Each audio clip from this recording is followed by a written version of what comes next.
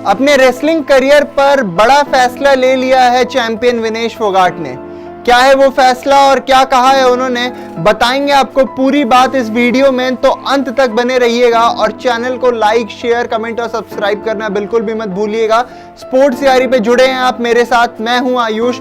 और बता दें कि जिस तरीके से एक दिन में 3 लगातार मैचेस खेलने और उन तीनों मैचेस को जीतने के बाद फाइनल में जगह बनाने वाली विनेश फोगाट अब अपने रेसलिंग करियर को आराम देना चाहती है।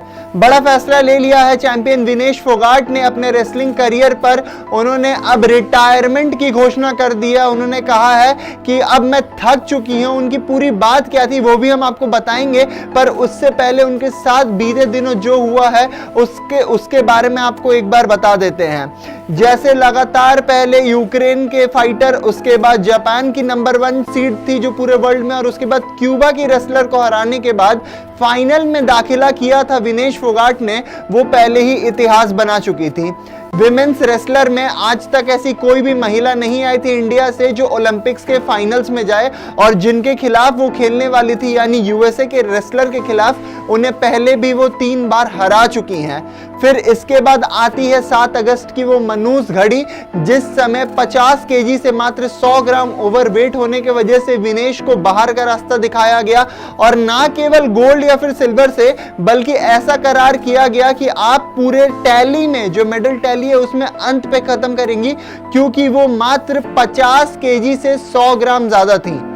इसने सबके दिल को तोड़ दिया। हर एक भारतवासी के जुबान पे कल एक ही सवाल था कि क्या ये जो हो रहा है वो सही है, क्या विनेश ये डिजर्व करती भी थी या नहीं, क्योंकि एक चैंपियन रेसलर जिसने पहले ही कॉमनवेल्थ में हैट्रिक मार दिया गोल्ड की, एशियन चैंपियंस रही हैं जो कि ओलंपिक्स के बाद सबसे बड़ा इवेंट माना जाता है।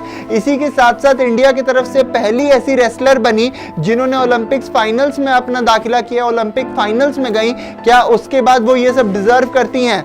आपको पता है कि उसके बाद उन्होंने CAS का भी दरवाजा खटखटाया, उससे भी अभी काफी सारे रिपोर्ट्स आने बाकी हैं कि उसका क्या वर्डिक्ट आने वाला है।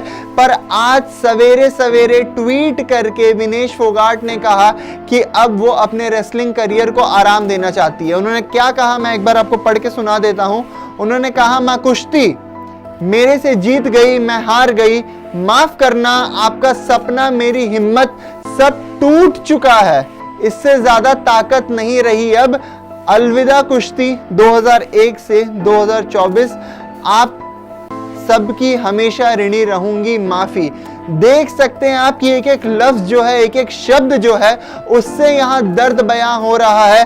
किस तरीके से लिख रही हैं वो कि मैं हार गई मां कुश्ती से, मां कुश्ती जीत गई, और आपके सपने और मेरी हिम्मत भी जो थी अंदर से वो टूट गई। आपको बता दें इससे पहले भी 3 बार ओलंपिक्स में आ चुकी हैं विनेश फोगाट, पर इस बार जो उनका सुनहरा अवसर था गोल्ड में तब्दील करने का अपने मेडल टैली को ओलंपिक्स के गोल्ड में, अभी तक क्योंकि एशियन चैंपियनशिप में गोल्ड आ रही थी, कॉमनवेल्थ गेम्स में गोल्ड आ रही थी, तो अब ओलंपिक गोल्ड जीतने का उनका जो सपना था वो भी पूरा हो सकता था।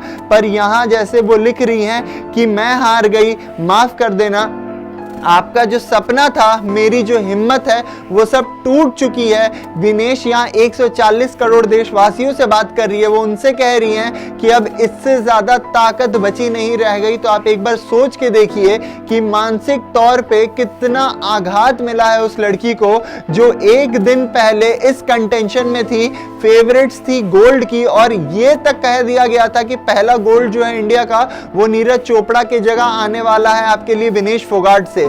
उन्होंने साथ ही में ये भी लिखा, अगर आप वो ट्वीट को दोबारा एक बार देखें, उसमें उन्होंने लास्ट में लिखा भी है कि आप सबकी हमेशा ऋणी रहूंगी, और हाथ जोड़ के माफी भी मांगी है कि भैया माफ कर देना, मैं आपके सपनों को पूरा नहीं कर पाई, भारत के सपनों को पूरा नहीं कर पाई।